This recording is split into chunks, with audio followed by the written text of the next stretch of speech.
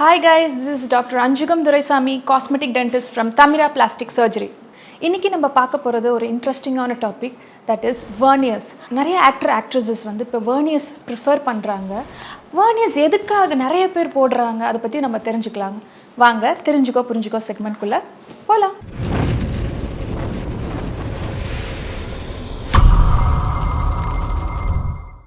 So veneers வந்து யாரெல்லாம் first use பண்ணலாம்?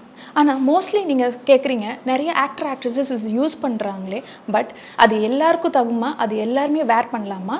கண்டிப்பாக முடியாது. அதுக்குன்னு ஒரு லாஸ் அண்ட் ரெகுலேஷன்ஸ் இருக்குது, அதை பற்றி பார்க்கலாம். ஸோ veneers வந்து எல்லாருமே போட முடியும்னா கண்டிப்பாக போட முடியாது. அதுக்குன்னு சர்டன் க்ரைட்டீரியாஸ் இருக்குது. இப்போது நம்ம veneers எதுக்காக மெயினாக நம்ம யூஸ் பண்ணுறோன்னா for enhancement of the appearance only. நம்மளுக்கு வந்து இப்போ ரொம்ப க்ரிக்கெட், ரொம்ப கேப்ஸ், ரொம்ப க்ரௌடட் டீத்துக்கெலாம் நம்ம கண்டிப்பாக veneers யூஸ் பண்ணவே முடியாது.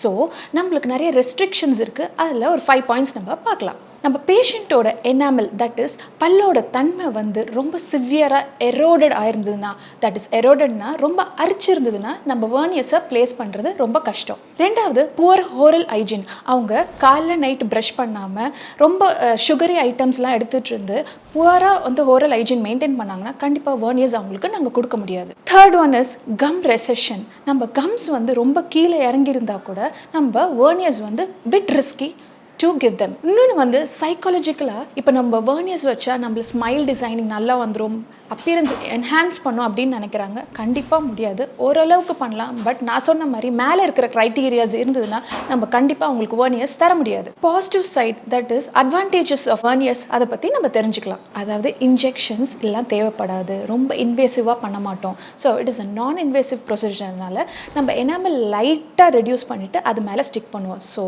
உங்களுக்கு பேஷண்ட்ஸ்க்கும் டிஸ்கம்ஃபர்ட் இருக்காது. ஒரு 1 or 2 ஹவர்ஸில் இந்த ட்ரீட்மெண்ட்டை நம்ம முடிக்கலாம். Second thing is durability. Long ஸ்டேவும் லாங் இயர்ஸாக you can maintain it, but with one condition, ரொம்ப ஸ்ட்ராங்காக கடிக்கக்கூடாது. பட் அது நல்லா மெயின்டைன் பண்ணிட்டீங்கன்னா years and years you have a beautiful smile with veneers.